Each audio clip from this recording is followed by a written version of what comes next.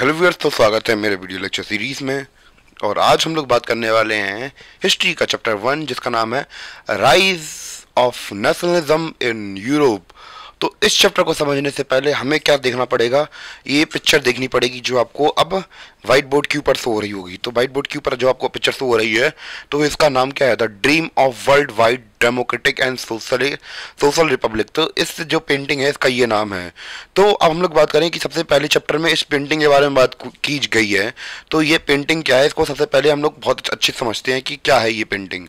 तो सबसे पहले हम लोग बात करें ये पेंटिंग वहाँ के हम लोग बात करें एक्चुअली हो क्या रहा था कि चाहे इंडिया हो चाहे हम लोग बात करें यूरोप की, तो वहाँ पे पहले किसका, राजाओं का राज चलता था। और ये पेंटिंग शो कर रही है क्या कि कैसे कैसे लोग अब जो हमारे जो मोनार्कियल इंस्टीट्यूशन थे या एब्सोल्यूटिस्ट इंस्टीट्यूशन थे उनको छोड़कर, यानी कि राजा महाराजाओं का काल छोड़कर अब लोग डेमोक्रेसी की ओर बढ़ रहे हैं। तो अब ये पिक्चर यही शो कर रही है कैसे कैसे हम लोग ट्रांजिशन पीरियड में है, यानी कि हम लोग मोनार्क सिस्टम से जो राजाओं का राज है उसको छोड़कर हम लोग एक डेमोक्रेटिक वर्ल्ड में बढ़ रहे हैं। तो ये आइडिया ये पिक्चर देती है, ठीक है। और इसमें शो क्या किया गया है तो वो यहाँ पे लिखा है, तो मैं आपको एनसीईआरटी की लाइन बाय लाइन आपको बिल्कुल क्लियर करा दूंगा जिससे कि आपको कोई दिक्कत ना हो। तो सबसे पहले पेंटिंग का नाम क्या है, the dream of the world wide democratic and socialist republic. तो एक तरीके से जैसे कि हम लोग बात करें हमारे इंडिया में जब हमारा देश आज़ाद होने वाला था, तो हमारे यहाँ के जो कविकार थे, जो हम लोग बात करें एक्टिविस्ट थे, तो उन्होंने भारत माता का पोर्ट्रेट तैयार किया था। आप लोगों ने खुद देखा होगा, 2 रुपये का सिक्का आता था पहले, तो उसमें कैसे भारत माता बनी होती थी, एक लेडी बनी होती थी जो कि तिरंगा झंडा लिए रहती थी, तो भारत माता का सिम्बलाइज किया था हमने उसे। तो वो सब ऐसे ही एक तरीके से लोगों के बीच में देश के लिए प्यार जगाने के लिए ऐसे सिम्बल्स का इस्तेमाल किया जाता है। तो हम लोग बात करें जैसे इस पिक्चर में आपको दिख रहा होगा कि एक लेडी खड़ी हुई है, तो वो भी एक फ्रांस की हम लोग बात करें कि देवी की तरह दिखाई गई हैं। जिससे कि हम लोग बात करें जैसे हम लोग भारत माता बनाया था, तो एक तरीके से आज़ादी का या फिर हम लोग बात करें देश का प्रतीक बना दिया जाता है, डेमोक्रेसी का प्रतीक बना दिया हमने उन्हें। तो ये है। तो the first print of the series shows the people of Europe and America, men and women of all ages and social classes, marching in a long train and offering homage to the Statue of Liberty as they pass by it।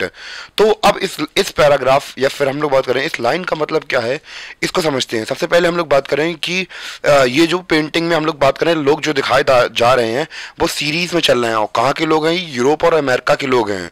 और इसमें आदमी, औरत और सभी edges के लोग जुड़े हुए हैं और सभी सोशल क्लास के लोग जुड़े हुए हैं, यानी कि भेदभाव नहीं है उनके बीच में। और ये लोग रास्ते से जा रहे हैं, यानी कि हम लोग जैसे बचपन में नहीं एक के पीछे एक टंग जाते थे, फिर कहते थे और ट्रेन चली अपनी छुक छुक छुक छुक, तो वैसे ही ये लोग मतलब एक लाइन बना के एक क्यू में जा रहे हैं, एक लाइन बना के। और कहाँ जा रहे हैं, ये हम लोग बात करें कि मार्च करते हुए जा रहे हैं। ये लोग मार्च मतलब क्या होता है, जब कोई सेना चलती है ऐसे ऐसे करके तो उसे क्या बोलते हैं, मार्चिंग बोलते हैं। तो मार्च करते हुए जा रहे हैं किसके पास, हम लोग बात करें स्टैचू ऑफ लिबर्टी के आगे निकलने की मतलब पास से जा रहे हैं। और श्रद्धांजलि, होमेज मतलब क्या होता है, श्रद्धांजलि दे रहे हैं एक तरीके से, किसको, स्टैचू ऑफ लिबर्टी को। तो भैया थोड़ी स्टैचू ऑफ लिबर्टी थोड़ी अलग दिख सकती है, तो पेंटर की इमेजिनेशन थी, रियल वाली स्टैचू ऑफ लिबर्टी नहीं थी। तो वो पास जाते हुए श्रद्धांजलि देते हुए जा रहे हैं, इस पेंटिंग में हमें दिख रहा है। सी बियर्स अ टॉर्च, उसके हाथ में क्या है, एक टॉर्च है in right hand, and a charter of rights, यानी कि दूसरे हाथ में चार्टर ऑफ राइट्स है, ठीक है। तो चार्टर ऑफ राइट्स एक तरीके से हम लोग बात करें राइट्स का चार्टर रखा हुआ है कि हम सभी के पास राइट्स हैं, तो वो वगैरह उनके पास स्टैचू ऑफ लिबर्टी के हाथ में देखने को मिल रहा है, ठीक है। On the earth in the foreground of image on the earth, तो हमें नीचे क्या दिख रहे हैं, हमें कुछ नीचे इमेजेस दिख रही हैं। जैसे लाइव पे हमें सेटर्ड मतलब होता है कचरा, remains of symbols of absolutist institution, यानी कि हमें इस पिक्चर के अंदर देखने को क्या मिल रहा है, हमें इस पिक्चर को देखने को मिल रहा है, इसके नीचे कुछ हमें यहाँ पर टुकड़े देखने को मिल रहे हैं जैसे ताज वगैरह। तो अब ये ताज किसका सिंबल है, तो ऑब्वियसली बात है हम लोग बचपन से देखते हुए आए हैं कि ताज सिंबल किसका होता है, ये सिंबल होता है राजा महाराजाओं का। यानी कि अब जो लोग हैं वो क्या इस जो राजा महाराजा का काल था उसको छोड़कर जा रहे हैं। यानी कि अब वो नहीं चाहते कि उनके ऊपर कोई रूल करे, कोई राजा हो। एब्सोल्यूटिस्ट कौन होता है? एब्सोल्यूटिस्ट कौन होता है? जिसके आगे कोई की नहीं चलती, यानी कि जो वो कह दे तो वो ही होता है, अटल होता है। तो अब वो ऐसे इंस्टीट्यूशंस को छोड़ के लोग जा रहे हैं और ये कचड़े की तरह नीचे फैले या फिर कहें बिखरे हुए डले हैं नीचे। तो ये कुछ हमारी पेंटिंग कहती है, और भी हम लोग बात करेंगे इस पेंटिंग के बारे में। पहले इतना नोट कर लीजिए कि और पेंटिंग क्या कह रही है, क्योंकि हमारा चैप्टर इसी पेंटिंग से स्टार्ट है। पहले हम लोग ये समझ लेंगे कि जो हम लोग बात करें उस समय के जो आर्टिस्ट थे वो अपनी पेंटिंग में क्या शो करना चाहते थे, हम लोग वो देख रहे हैं अभी। तो उस समय की काल की जो पेंटिंग है वही है ये।